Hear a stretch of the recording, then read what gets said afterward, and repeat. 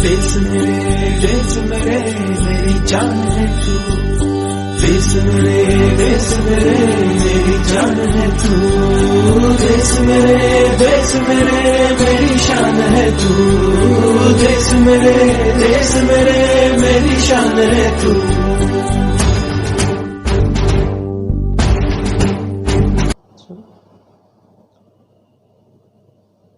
भारत माता की जय।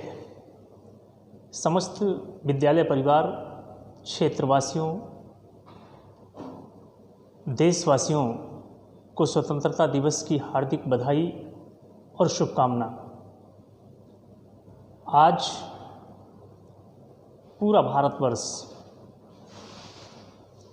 74वां स्वतंत्रता दिवस मना रहा है। स्वतंत्रता दिवस के इस पावन पर्व पर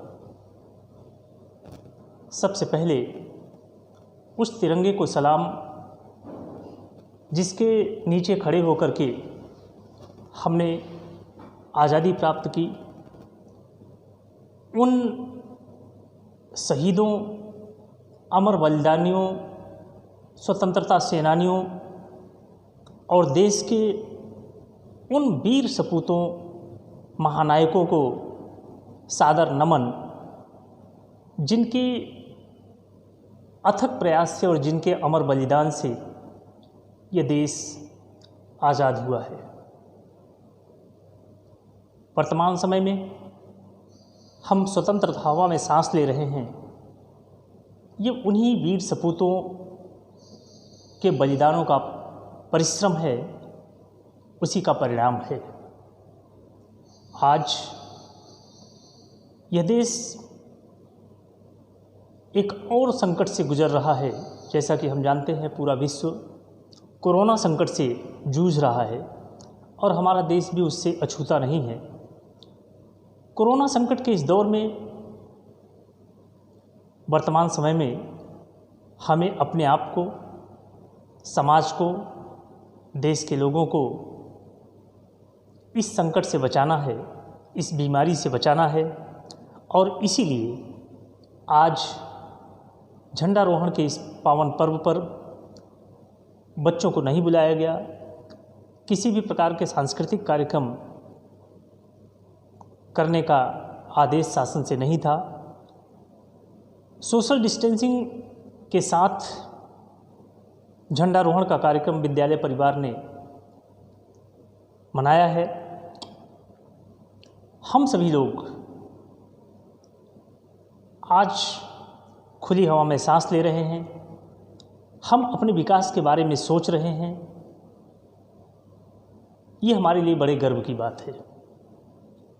इसके साथ साथ हम समाज के बुद्धिजीवी वर्ग कहे जाते हैं। जो शिक्षक समुदाय है वो समाज का बुद्धिजीवी वर्ग है, जिसके कंधों पर देश के नौनिहालों को बनाने का देश के नौनिहालों का भविष्य बनाने की जिम्मेदारी है, जिसके ऊपर इस देश को आगे ले जाने की जिम्मेदारी है। ये देश तभी आगे बढ़ेगा, हमारा समाज तभी आगे बढ़ेगा जब हम अपनी जिम्मेदारी को निर्वहन करें, हम अपनी जिम्मेदारियों को पूरा करें, हम अपने दायित्वों को सही ढंग से निभाएं। और कोई भी देश तभी आगे बढ़ता है जब उस देश का प्रत्येक नागरिक ये सोच लेता है कि देश पहले है और व्यक्ति बाद में है। अगर हम ये सोचेंगे कि व्यक्ति पहले है और देश बाद में है, तो उस देश में भ्रष्टाचार का बोलबाला हो जाता है, उस देश का विकास रुक जाता है। व्यक्ति का विकास भले हो जाता है लेकिन देश का विकास नहीं हो पाता है। तो ऐसी स्थिति में हम सबकी जिम्मेदारी है। आज हम विश्व के नक्शे पर जब नज़र डालते हैं तो हमको दिखाई देता है कि दुनिया में वही देश आगे बढ़े हैं जिस देश के नागरिकों ने देश को पहले माना और अपने को बाद में माना है। हमारी जो जिम्मेदारी है, हम उस जिम्मेदारी को पूरा करें, सोशल डिस्टेंसिंग का पालन करते हुए। अगर बाहर निकल रहे हैं तो मास्क लगाना अनिवार्य है। इन सभी के साथ हम इस कोरोना संकट से भी पार पाएंगे, ये पूरी आशा है। वर्तमान समय में विद्यालय बंद हैं, बच्चों को नहीं बुलाया जा रहा है, लेकिन ऑनलाइन शिक्षण के माध्यम से, वर्चुअल क्लास के माध्यम से हम उन तक पाठ्यक्रम पहुंचाने का प्रयास कर रहे हैं। हम उनको पाठ्यक्रम पढ़ाने का प्रयास कर रहे हैं। हम उनको विषय के बारे में जानकारी देने का प्रयास कर रहे हैं और काफ़ी हद तक हम इसमें सफल भी हो रहे हैं। हमारा विद्यालय वर्तमान समय में हिंदी अंग्रेजी दोनों माध्यमों में पूरी तरीके से हमारे अध्यापक वर्चुअल क्लास, ऑनलाइन क्लास चला रहे हैं। सभी अभिभावकों और बच्चे जो अभी तक इन कक्षाओं से नहीं जुड़े हैं वो तत्काल इससे जुड़ जाएं, इसका लाभ उठाएं, क्योंकि अभी भी ये भरोसा नहीं है कि ये कब तक हम इस तरीके की परिस्थितियों को झेलेंगे। ऐसी स्थिति में विद्यालय की तरफ से जो ऑनलाइन कक्षाएं चलाई जा रही हैं, सभी बच्चे इससे लाभान्वित हैं। हमारा यह पूरा प्रयास है।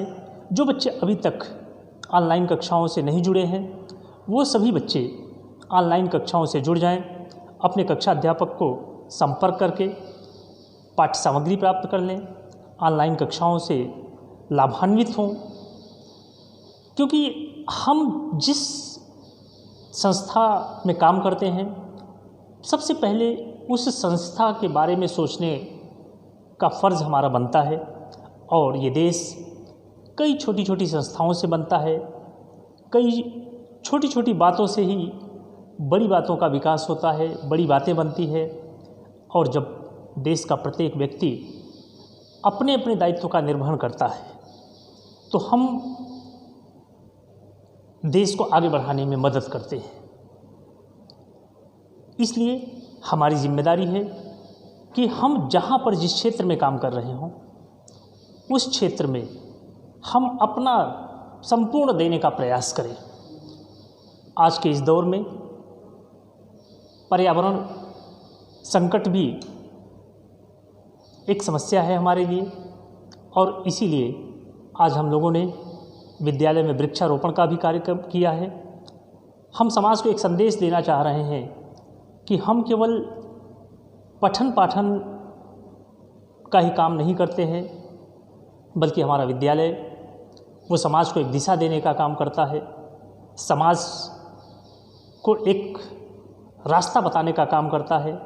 हमारे जो नौनिहाल जिनकी जिम्मेदारी हमारे अभिभावकों ने हमको दे रखी है, हम उनके भविष्य के प्रति पूरी तरह से सचेत हैं। हम पर्यावरण के प्रति सचेत हैं, हम देश की प्रति सचेत हैं, हम अपने जिम्मेदारियों के प्रति भी सचेत हैं। हमारा पूरा प्रयास होगा कि हम बेहतर भविष्य का निर्माण कर सकें, बेहतर कल का निर्माण कर सकें, अपने बच्चों के भविष्य को संवारने का काम अच्छे ढंग से कर सकें। यही उन शहीदों के प्रति भी श्रद्धांजलि होगी जिन्होंने देश को आज़ाद कराया। यही इस देश के प्रति सच्चा प्रेम होगा और सच्ची सद्भावना होगी और सच्चा त्याग होगा जिस देश का अन्न जल हम खाते हैं। और यही उस तिरंगे का भी सबसे बड़ा सम्मान होगा जिसके नीचे खड़े होकर के हम खुली हवा में सांस लेते हैं। संपूर्ण देश आज आज़ादी का जश्न मना रहा है। इस आज़ादी के जश्न में हम लोग भी एक सच्चे सिपाही की भांति काम करें, अपने दायित्वों का निर्वहन करें, अपने समाज को एक दिशा देने का काम करें, लोगों की भलाई के बारे में सोचें, बच्चों के सर्वांगीण विकास के बारे में सोचें। तभी हमारा विकास हो सकता है, हमारे क्षेत्र का विकास हो सकता है, हमारे समाज का विकास हो सकता है और हमारे देश का विकास हो सकता है। एक बार पुनः समस्त विद्यालय परिवार, क्षेत्रवासियों, देशवासियों को गोपाल विद्यालय परिवार की ओर से मैं हार्दिक बधाई और शुभकामना देते हुए अपनी वाणी को विराम देता हूँ। जय हिंद, जय भारत।